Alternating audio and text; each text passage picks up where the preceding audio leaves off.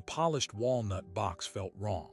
It was too heavy, its lock too sophisticated for jewelry. When the clasp gave way, Anna didn't find keepsakes. She found a Glock 19 serial number filed off, and a single Polaroid of a man she'd never seen, with a bullet hole between his eyes. That's when her employer's voice came from the doorway, calm as ice. "I see you found my insurance policy." Ana Moreno was just trying to survive. A 24-year-old immigrant from Honduras, she took this live-in position with the reclusive tech mogul Julian Thorne for safety and a paycheck. But standing there, the weapon in her hands and his cold eyes on her, she realized the terrifying truth. She wasn't an employee. She was a witness. And in Julian Thorne's world, witnesses don't walk away. To understand how she got there, you have to go back to the beginning. 8 months earlier, Ana Moreno's life was measured in different currencies, fear and hope. She lived in San Pedro Sula, Honduras, a city once branded the murder capital of the world. Her job as a pharmacy assistant paid barely enough for food, never mind safety.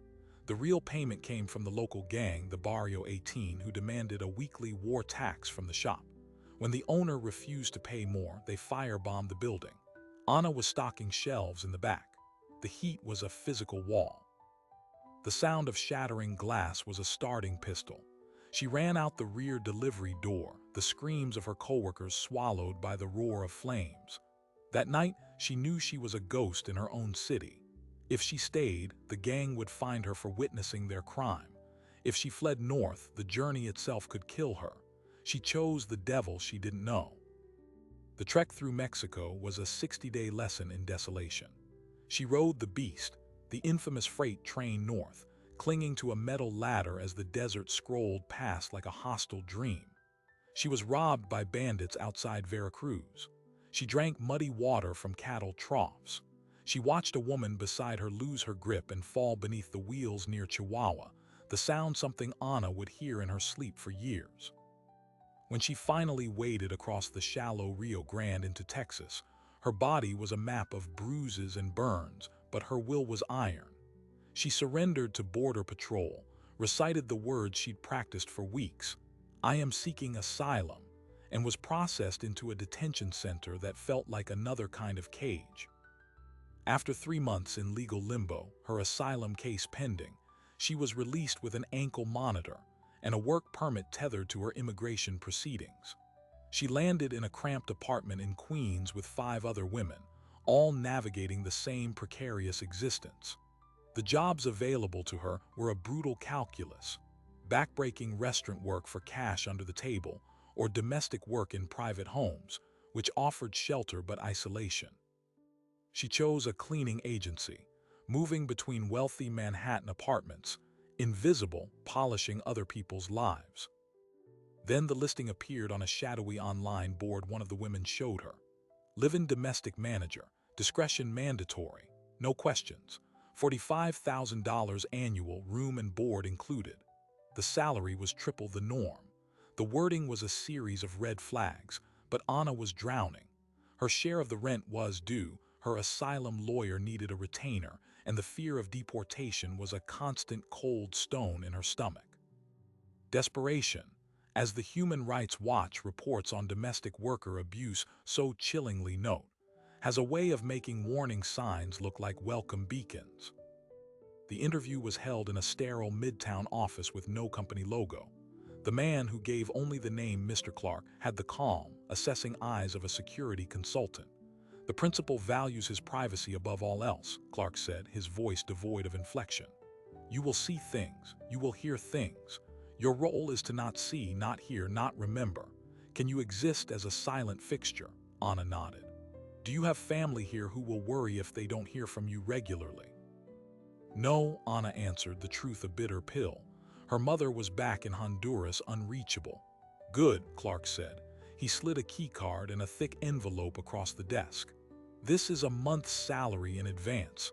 The address is on the card. Be there tomorrow at 8 a.m. Bring everything. You will not be leaving." The penthouse occupied the entire top floor of a sleek tower in Tribeca.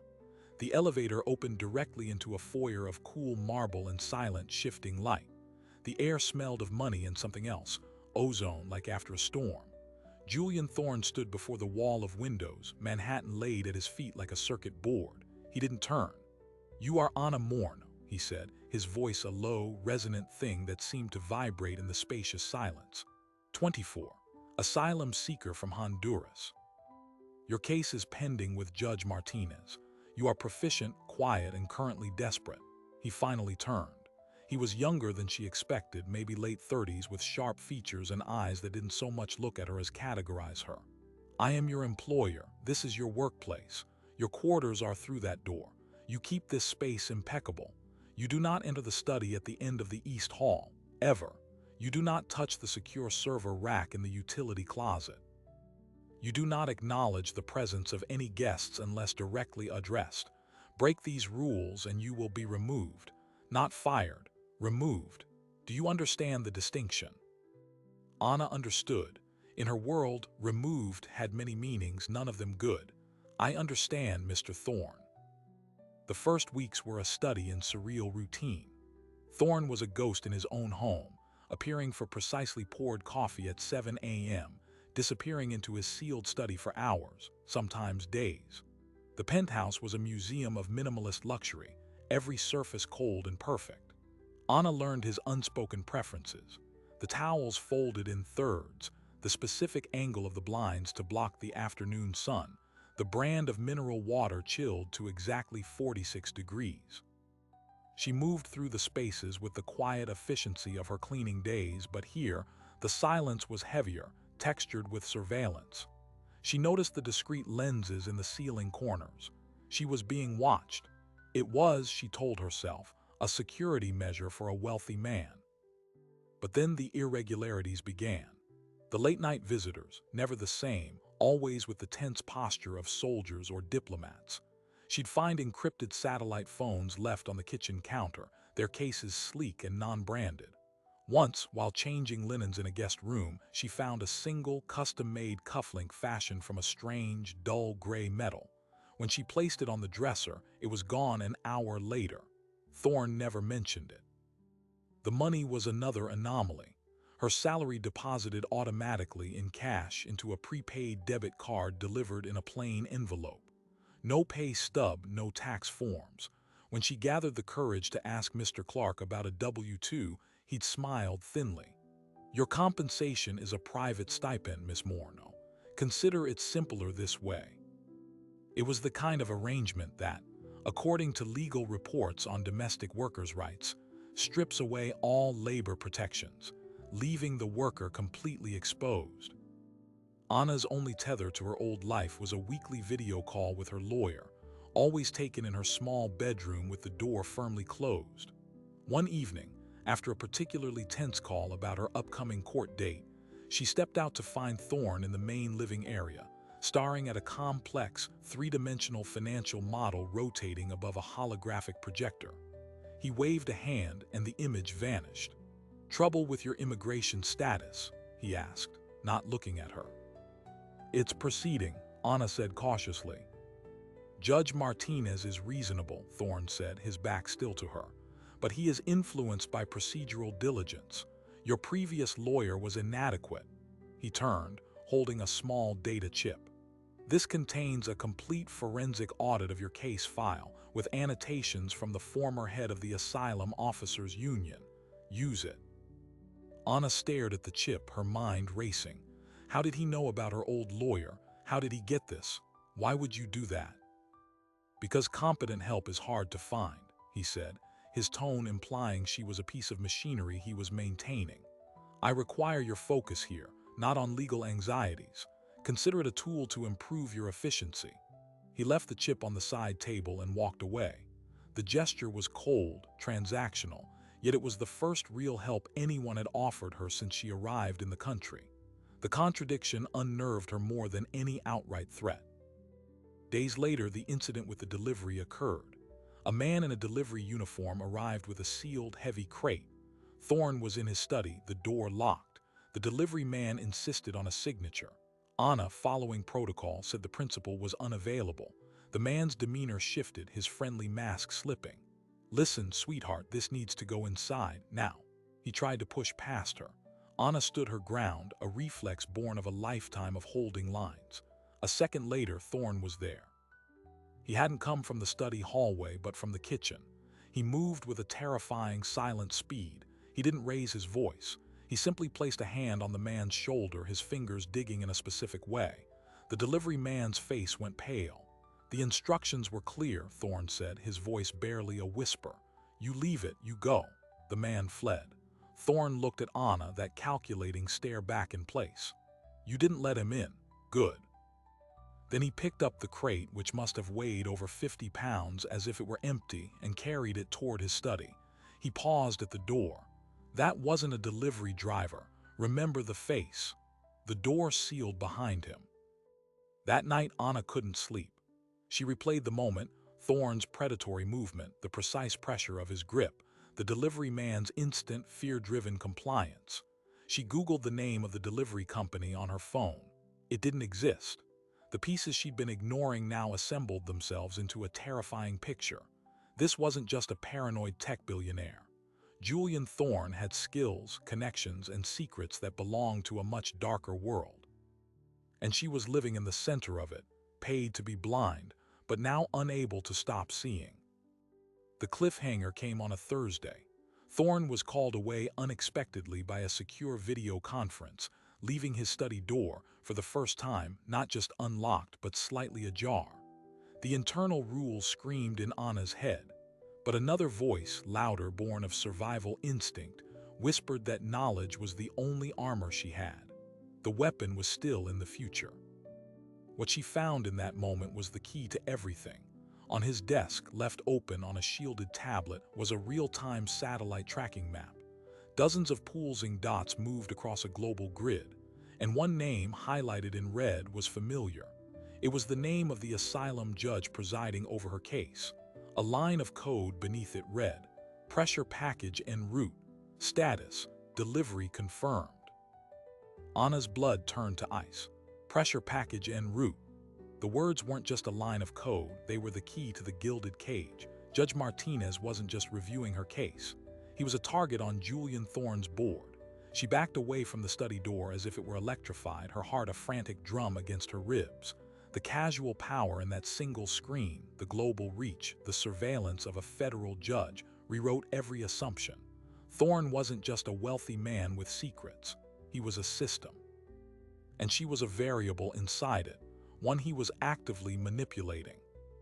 The next 72 hours were an exercise in controlled terror. Anna performed her duties with robotic precision, her mind racing. Every interaction with Thorne was scrutinized. Did he know she'd looked? His demeanor gave nothing away. He was the same calculated, distant presence. But the atmosphere in the penthouse had changed for her. The air felt charged, every silence pregnant with threat.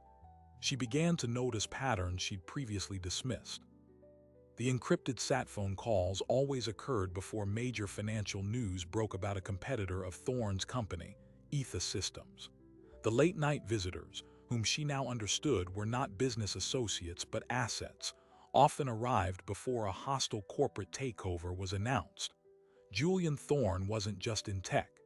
He was in the business of manufacturing outcomes, and the tools he used were not legal. Her only window to the outside world, the weekly call with her lawyer, became a lifeline and a risk. During their next session, her lawyer, Ms. Chen, sounded uncharacteristically optimistic. "Anna, I don't know what you did, but the judge's clerk just called. They've expedited the review of your evidence packet. This is highly unusual. It's a good sign." Anna felt a surge of nausea. The evidence packet was Thorne's data chip. The expedited review was the pressure package delivered. Her legal salvation was being engineered by the same hand that kept a loaded gun in a walnut box. The paradox was suffocating. To gain her freedom, she was becoming more entangled in his crimes. Driven by a need to understand the full scope of the trap, Anna began a careful, silent investigation. During Thorne's longer absences, which were now explained by the global map of dots, she would clean with heightened attention. She didn't touch the study or the server closet, but she observed everything else. In the trash of the kitchen compactor, she found shredded documents, but one fragment was only partially destroyed. It contained a logo, a stylized owl, and the words operational logistics. A discreet online search on her phone, using a public library VPN, revealed nothing. It was a ghost. Break came from carelessness, but not hers. Thorne had a rare, violent argument with a visitor, a man with an Eastern European accent. Their raised voices carried through the thick door of the media room. The extraction in Minsk failed because your intelligence was outdated, the visitor snarled. I don't pay for failures, Christoph, Thorne's voice replied, colder than she'd ever heard it. I pay for surgical results. The client is now exposed. Clean it up, or I will deploy a cleaner to your operation. The threat hung in the air. The word cleaner didn't mean janitor. Anna had heard stories in Honduras. A cleaner was someone who made problems disappear, permanently. After the man left, slamming the elevator door, a heavy silence fell. 20 minutes later, Thorne emerged, his composure restored but his eyes like flint. He went to the kitchen, poured a glass of water, and saw Anna polishing the already spotless countertop. He stopped, watching her. You hear a lot living in someone's walls, he said, his tone conversational yet edged. Anna kept polishing. I focus on my work, Mr. Thorne. Of course you do, he said. He took a sip, then set the glass down with a precise click. Loyalty is a rare commodity. It's also the only currency that matters in this house.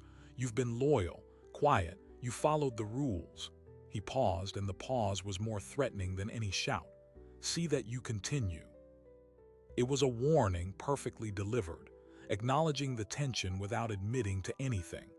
That night, the fear crystallized into a cold, clear realization. She was not just a witness to his business. She was becoming a part of its infrastructure.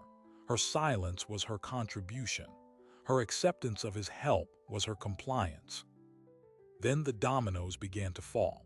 A major story broke in the Wall Street Journal.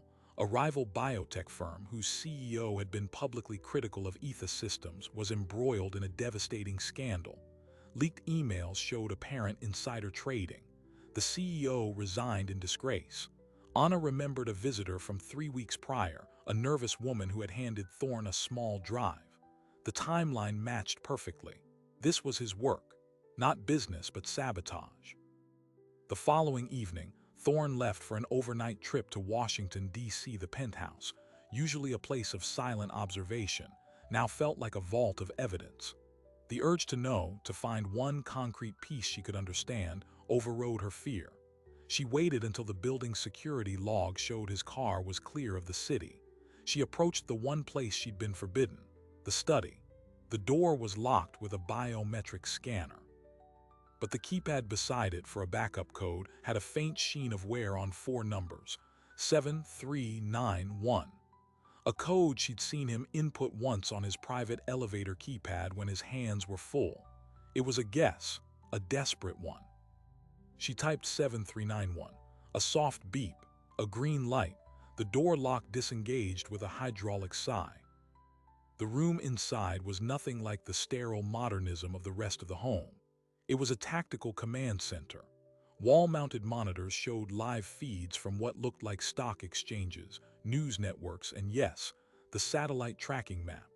A dedicated server hummed in a climate-controlled rack, and on a heavy steel desk beside the tablet she'd seen before sat the polished walnut box. Her hands shook as she lifted the lid. The Glock was still there, but now she saw the other contents clearly. Bundles of untraceable euros, 4 passports from different countries, each with Thorne's photo but different names, and a single slim dossier. She opened it. It wasn't about a rival or a judge. The top page was a background report. On her, photos of her in Honduras at the pharmacy, her detention center intake file, a detailed psychological profile assessing her resilience, her fear triggers, her likelihood of compliance. It was annotated in Thorne's precise handwriting. One note in the margin chilled her to the marrow. Asset shows high tolerance for cognitive dissonance, useful for Phase 2. She wasn't just a witness or an employee. She was a recruited asset, and she hadn't even known she'd been auditioning. Phase 2. The words echoed. What was Phase 2? A soft chime echoed through the penthouse, distinct from the elevator. The perimeter security alert. Someone had bypassed the main entrance and was in the private elevator bank. Thorne wasn't due back for hours. Anna snapped the dossier shut, closed the box, and fled the study, locking the door behind her. She had just reached the kitchen, pretending to fill a water glass, when the elevator doors opened. It wasn't Thorne. It was Mr. Clark, the man from the interview, accompanied by two severe-looking men she'd never seen. Clark's eyes swept the room and landed on her. "Miss Morno, Mr. Thorne's travel plans have changed. He's returning now. There's been a development." His gaze drifted past her toward the hallway leading to the study. "Has anyone attempted to access the private wing this evening?" The question was a trap. The security system would have a log of the door code being used. He already knew. This was a test. "No, sir," Anna said, her voice miraculously steady. "I've been in the kitchen area all evening." Clark held her eyes for a beat too long. "Good, prepare the main bedroom. He'll be here in 20 minutes. And Anna," he used her first name, a faux intimacy that felt like a threat, "remember what we value. Silence isn't just about not speaking, it's about not knowing. It's easier that way." When Thorne arrived, he carried the tension in the room like a physical charge. He dismissed Clark and the others with a nod and went straight to the study. He didn't speak to Anna. 30 minutes later, he emerged, changed into casual clothes, and stood at the great window, staring at the city. "Sit," he said, without turning. Anna sat on the edge of a sofa, her body rigid. "The man from Minsk," Thorne began, his voice flat. "He was compromised. He made a deal with a foreign intelligence service to save his own skin. The client he exposed was a person under my protection." He finally turned. His face was a mask of calm, but his eyes were utterly vacant, a killer's eyes. "The cleaner was deployed. The problem is resolved." Anna said nothing. The word resolved hung in the air, heavy with finality. "These are the realities of the world I operate in, Anna. Not the world of stock prices and board meetings they write about in the magazines. The real world, where information is the only true weapon and loyalty is the only armor." He walked toward her, stopping a few feet away. "You have a choice now, a real one. The illusion of choice before was just part of the profile. Now you see the machinery." He gestured vaguely toward the study. "You can walk away. The door is open. You'll find a severance package that will set you up comfortably. Your asylum case will proceed naturally. You will forget everything you've seen, and we will forget you." It was the offer she'd dreamed of for weeks. Freedom, safety, money. And it was the most terrifying proposition she'd ever heard because she knew the other option. "Or," she whispered. "Or," Thorne said, his gaze locking onto hers, "you understand that the world is not fair, that systems are broken, that sometimes to protect something good you must engage with the bad. You become a part of the machinery. You use your position, your access, your unique perspective to help me identify threats before they become problems, to help me protect other people like you who are caught in the gears." He was reframing his entire criminal enterprise as a necessary evil, a protective force. He was offering her purpose, power, and continued protection at the cost of her soul. "Phase 2, he said, "is about building something more resilient. I think you could be essential to it." The bridge was there, right in front of her. Walk away into an uncertain freedom, knowing a man like Thorne could pull her strings at any time from the shadows, or cross over into the heart of his operation and gain the power to maybe, just maybe, steer it or destroy it from within. The polished walnut box, the gun, the judge, the cleaner, they were all pieces on his board. He was now offering her a seat at the table, not as a pawn but as a player. The choice was no choice at all. It was a test of a different kind. And as she looked into Julian Thorne's empty, calculating eyes, Anna Morno knew her answer would define not just her future, but how many other names would end up highlighted in red on a satellite map. Anna Morno looked at the man who held her future in his hands and made the only choice she could. "I stay," she said. Her voice didn't tremble. It was the first lie that felt like truth. She would become part of the machinery just as he asked, but she had a plan of her own, to find the kill switch. Phase 2 began not with a bang, but with a series of quiet initiations. Thorne's demeanor shifted from distant employer to intensive mentor. He started giving her tasks that had nothing to do with housekeeping. "Review these financial disclosures," he'd say, handing her a tablet. "Tell me what feels off." The documents were for companies she'd never heard of, but she learned quickly.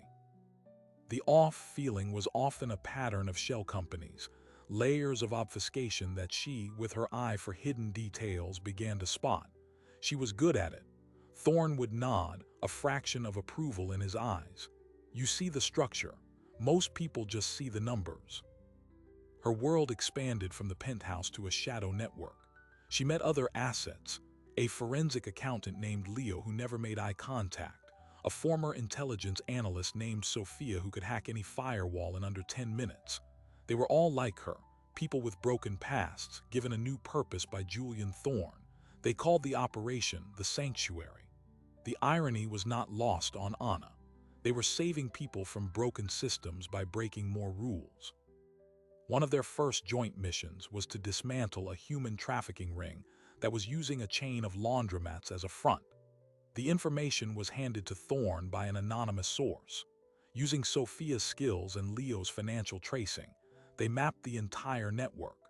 Then, instead of going to the authorities, Thorne orchestrated a complex blackmail operation against the ringleaders, forcing them to release their victims and surrender themselves. The police took credit for a brilliant investigative operation. Anna watched the news report in the penthouse, a hollow victory in her chest. They had saved lives, but they had also established a blueprint, extra-legal justice, delivered by a self-appointed judge. The money was different now, too. It wasn't cash in an envelope. It was a legitimate salary deposited into a real bank account from a shell company called Maven Consulting. She had a 401k. She had health insurance. The normalization of it all was the most insidious part. She was being woven into the fabric of a legitimate-seeming life, with a shadow one running beneath it. Her asylum case was approved. Judge Martinez ruled favorably, citing the compelling and meticulously documented evidence provided. At the celebration dinner Thorne ordered in, he raised a glass. "To your freedom, Anna, earned." She drank, the champagne tasting like ash. Real test came 6 weeks in. Thorne called her into the study, now a room she was allowed to enter. On the main screen was a dossier for a man named David R. Cartwright, a mid-level manager at a defense contractor. "This man is about to approve a contract for faulty surveillance equipment that will be sold to an ally," Thorne said. "The equipment has a backdoor. It will get people killed. The official channels are bought. We need to apply pressure." The plan was to expose an affair, a simple blackmail. Anna's role was to verify the target's routine, to find the window. It was clean, non-violent, but it was coercion. She did the job. It worked. The contract was canceled. She told herself she had saved lives, but that night she scrubbed her hands in the bathroom until they were raw. The cracks in Thorne's noble narrative began to show. During a late-night session, Sophia let something slip. "Remember the biosite takedown," she said, referring to the rival biotech firm that had been destroyed by scandal. "The client for that one was Etha's board. Thorne's own company paid for the op. It wasn't about justice. It was a stock play." Anna felt the ground shift beneath her. She confronted Thorne carefully the next day. "Was the biosite job for a client or for us?" He didn't blink. "The distinction is irrelevant. The CEO was corrupt. The outcome was positive. The funding source doesn't change the morality of the act." "But it changes the motivation," Anna pressed, a dangerous line. Thorne's expression cooled. "Motivation is a luxury, Anna. Impact is the only metric that matters. Don't get lost in the philosophy. It will paralyze you." The incident planted a seed of doubt that grew into a full-blown crisis. Anna began secretly auditing the sanctuary's past operations, using her access and Sophia's reluctant friendship. She discovered a pattern. About 30% of their interventions directly or indirectly benefited Etha Systems or its subsidiaries. A competitor dismantled here, a regulatory hurdle removed there. Thorne wasn't just a vigilante. He was a corporate raider with a moral cover story. The Sanctuary was his private intelligence and Black Ops team, funded by his company and disguised as philanthropy. Then she found the Minsk file. Buried in an archived server log was the full transcript of the operation that had gone wrong. The client Thorne had been protecting wasn't a dissident or a refugee. It was a Russian oligarch who was secretly funneling money into ETHA's European expansion. The cleaner hadn't just resolved a compromise. He had murdered 2 journalists and an investigator who were getting too close. Thorne had ordered it. The weapon wasn't just a gun in a box. It was an entire apparatus, and she was now part of it. The horror of this revelation was still settling when the next blow landed. Mr. Clark arrived at the penthouse with a new recruit for Anna to train, a young Syrian refugee named Samir who had been a hacker for the opposition. He was brilliant, terrified, and desperate for safety. Thorne's profile on him noted, high utility, low risk, no family ties. Anna was supposed to teach him their protocols. Looking at Samir's hopeful face, she saw herself 8 months ago. She saw a disposable asset. That night she made a decision. She couldn't take down Thorne from the inside, she wasn't powerful enough. But she could get evidence, real irrefutable evidence that would survive her disappearance. She began a meticulous digital heist. Using techniques Sophia had taught her, she created a hidden partition on her work tablet and started downloading financial records linking Sanctuary ops to ETHA stock bumps, the Minsk transcript, the dossier on Judge Martinez, the psychological profiles, including her own. She compiled a digital bomb, and she needed a dead man's switch.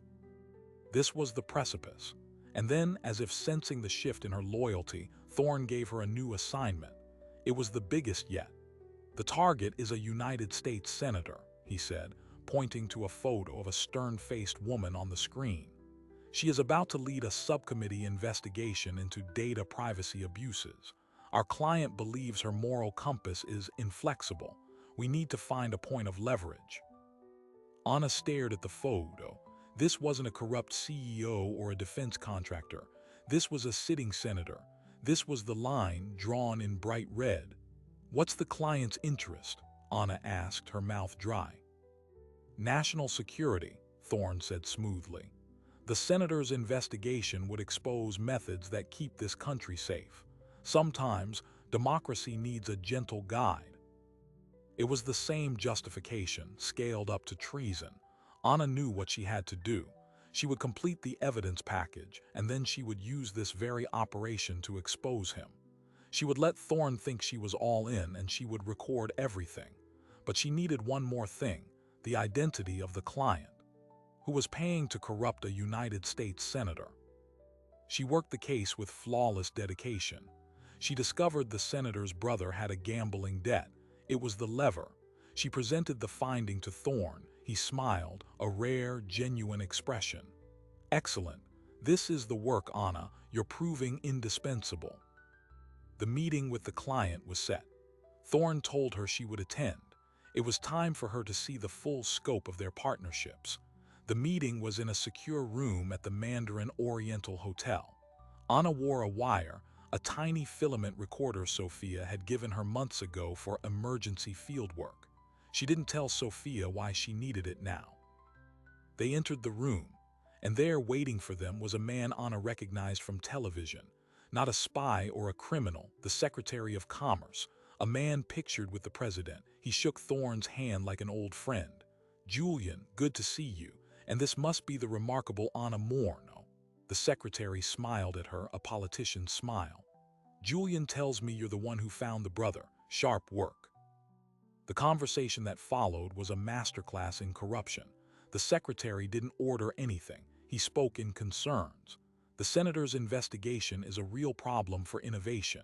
It could set back American competitiveness by a decade. Thorne responded in solutions. We understand the concern.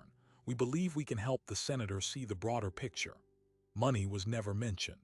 A donation to a policy nonprofit was discussed. The leverage over the brother was alluded to as context. It was all perfectly deniable and utterly damning. Anna left the hotel, the recording a burning coal in her pocket. She had it. The connection between Thorne's shadow world and the highest levels of government. This was the kill switch. But back at the penthouse, Thorne was waiting for her in the living room, the polished walnut box open on the coffee table. The Glock was inside. He wasn't holding it. He was just looking at it. "Today was a significant step," he said, not looking up. "You handled yourself well." The secretary was impressed. He closed the box lid with a soft click. Then he looked at her and his eyes were different. There was a sadness in them, a profound weariness she'd never seen. "You know, when I started this, I truly believed I was building a sanctuary, a place where we could fix what was broken without the bureaucracy, the corruption." He sighed. "But the tool shapes the hand that uses it. We started by targeting corrupt systems. Now, we are the corrupt system. We just dress it up in better language." Anna stood frozen, unsure of where this was going. Was this a confession, a trap? "The senator," Thorne continued. "Her investigation is legitimate. It would expose real abuses. The client isn't worried about national security. He's worried about his stock portfolio, and I agreed to help him." He stood up, walking to the window. "I made you a promise, Anna, that you were helping me protect people. That was a lie. I am protecting a machine that consumes people, and I have made you a part of it." He turned back to her and the weariness was gone, replaced by the old, calculating ice. "The wire you're wearing, the one Sophia gave you, the signal has been jammed since you entered the building. And the partition on your tablet, the one with all the evidence, I've known about it for 2 weeks." The floor dropped out from beneath her. He knew. He had always known. "You passed every test," Thorne said, his voice almost gentle. "The loyalty test, the moral flexibility test, the initiative test, but this final test, the test of betrayal, was the most important one." He picked up the walnut box. "The choice I gave you months ago was an illusion. The choice you think you're making now is also an illusion. There is only one path forward, Anna, and it leads through that door." He nodded toward the study. "Where we will discuss your future, now that you truly understand the cost of the machinery, and what happens to a part that tries to become a wrench." For a heartbeat that stretched into eternity, Anna Morno stood in the gilded cage of Julian Thorne's living room, the weight of his revelation crushing the air from her lungs. He knew. He had always known. The wire, the evidence, her secret rebellion, it had all been another layer of the test. The polished box sat between them, a silent promise of what happened to defective parts. The cold warning from months ago had never ended. It had just been waiting for this moment. "Through the door, Anna," Thorne repeated, his voice devoid of anger. It was worse than anger. It was the calm of absolute control. She walked ahead of him into the study, the command center of his empire. He closed the door. The familiar hum of servers filled the space. He didn't sit at his desk. He leaned against it, arms crossed, studying her as if she were a complex equation he'd finally solved. "You wanted evidence," he began. "You wanted to be the hero who exposed the corruption. I understand the impulse. It's why I chose you. That moral core, that need for justice, it's a powerful engine, but you focused it on the wrong target." "I focused it on a criminal," Anna said, finding her voice. It was thin, but it didn't shake. Thorne smiled, a thin, humorless line. "I am a criminal, by the letter of a law that the man you met today manipulates daily. The senator is a politician.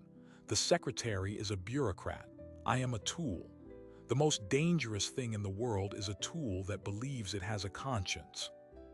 Pushed off the desk and walked to a monitor, tapping a key. A file opened.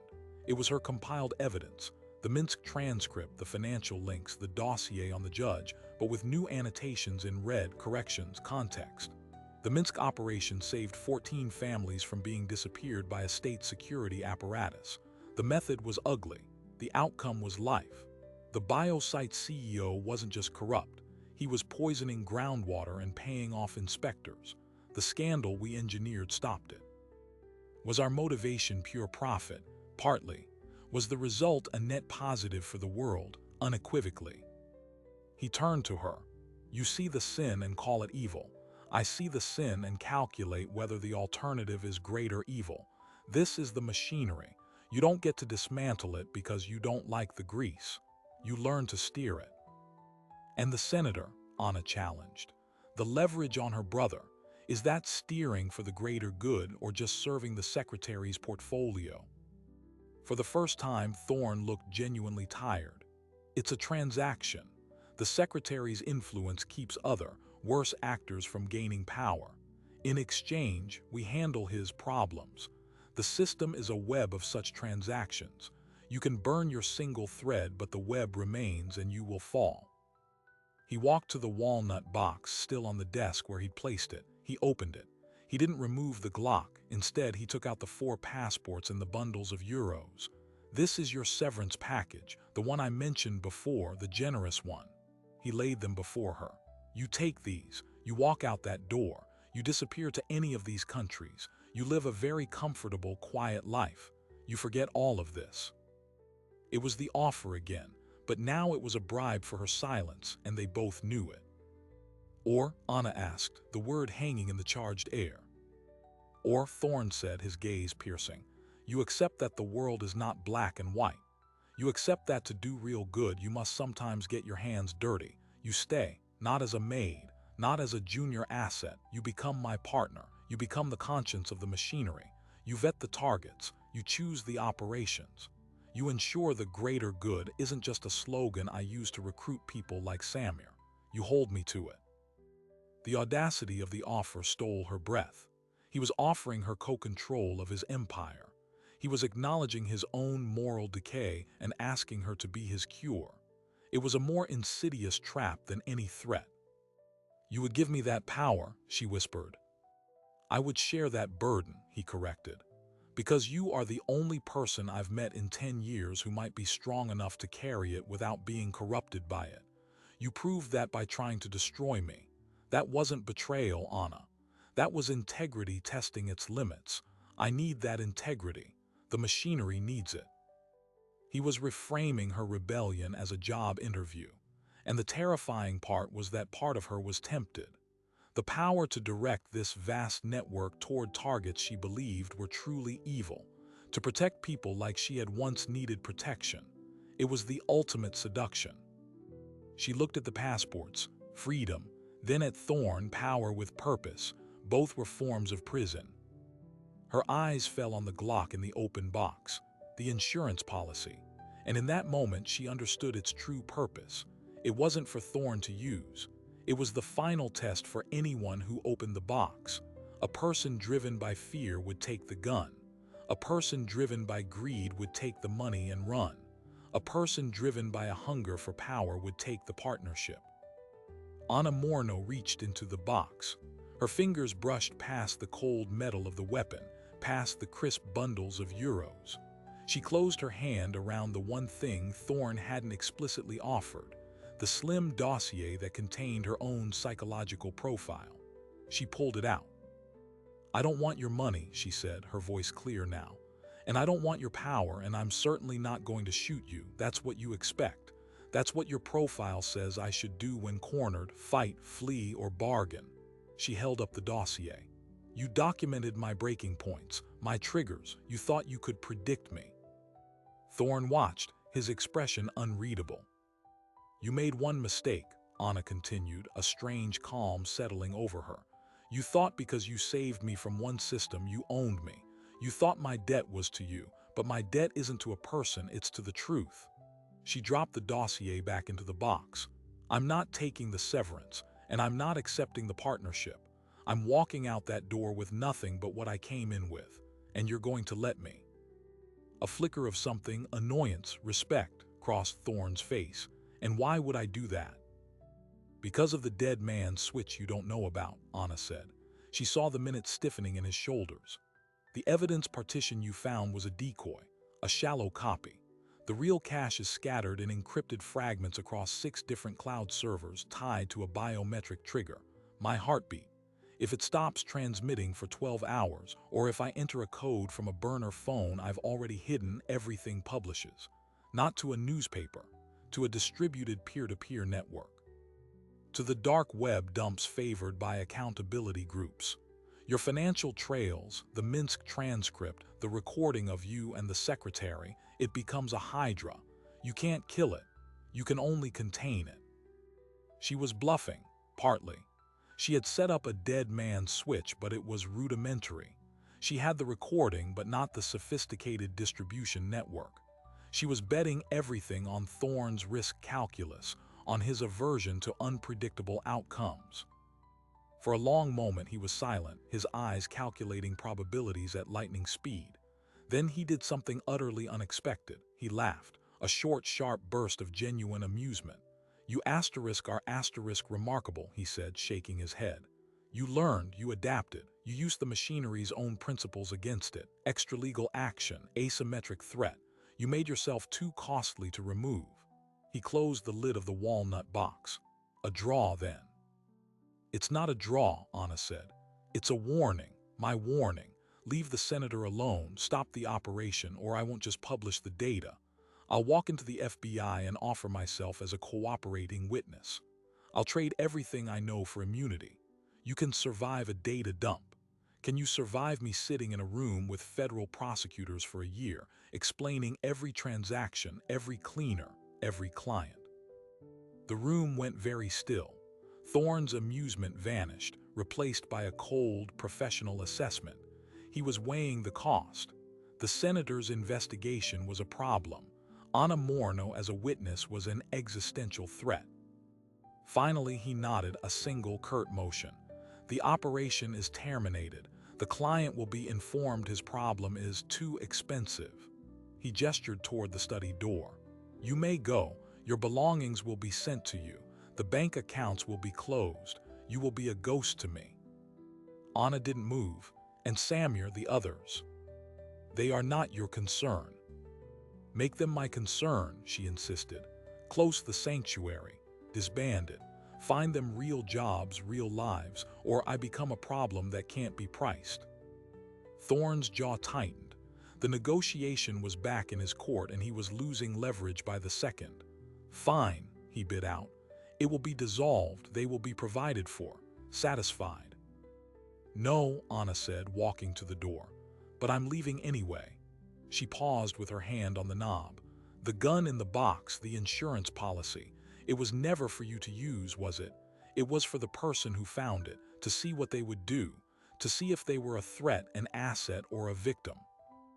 Thorne said nothing. His silence was confirmation. Anna Morno walked out of Julian Thorne's study, out of his penthouse and out of his life. She took the elevator down to the lobby, past the security desk where the guards now looked through her as if she didn't exist, and stepped onto the sunlit street of Tribeca.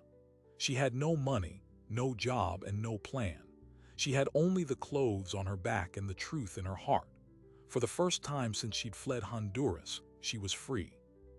Not because a system had released her, but because she had broken its grip.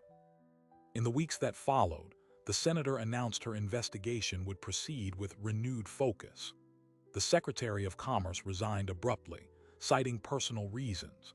Etha Systems quietly divested from 3 controversial overseas partnerships.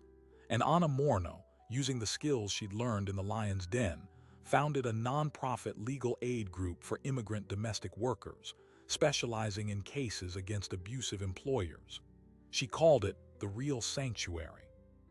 She never spoke of Julian Thorne, but sometimes, when a case seemed impossibly stacked against her client, a piece of anonymous, perfectly targeted evidence would arrive. A bank record, a hidden camera feed, a signed confession, leveling the playing field. The weapon had been found, the warning had been given, and in the end, the only insurance policy that mattered was the one she had forged for herself.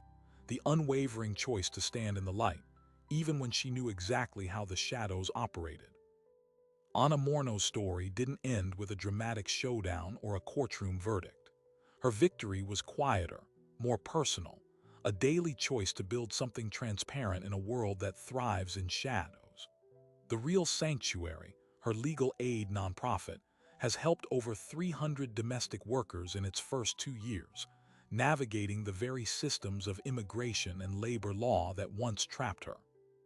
She uses the skills she learned in the penthouse, pattern recognition, forensic diligence, strategic pressure. But now every action is documented, every victory is public, and every client walks away truly free. Julian Thorne's world did not collapse. Etha Systems continues to innovate. The shadowy clients in government and business still operate. But the specific machinery that Anna was part of, the sanctuary, was dissolved. Its assets were redistributed into legitimate charitable trusts. Samir, the young Syrian hacker, now works in cybersecurity for a human rights monitor. The system adapted, as systems do. But a pressure point had been applied, a precedent set, that even the most perfectly designed cage has a weakness, the conscience of the person inside it. This story is more than a thriller.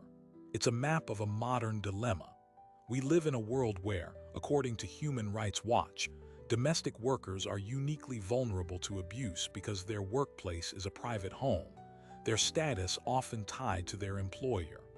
Where witness intimidation isn't just a plot point, but a documented tactic in 75 to 100% of violent crimes in some communities. We are all, in ways large and small, adjacent to systems of power we don't fully see. The question isn't whether we'll discover a hidden weapon.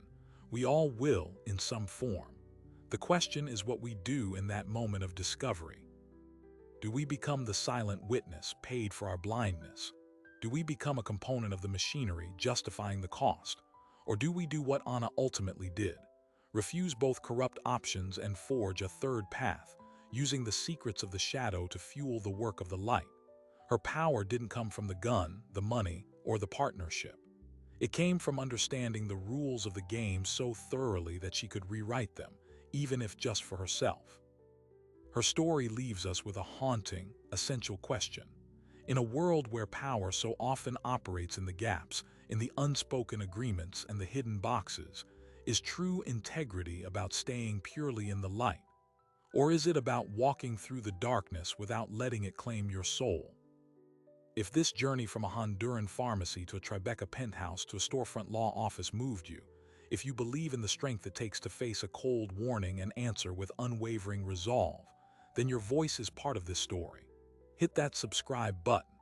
Join our community of viewers who seek out tales not just of suspense, but of transformation. And let me know in the comments, when you found your own hidden box, which did you choose?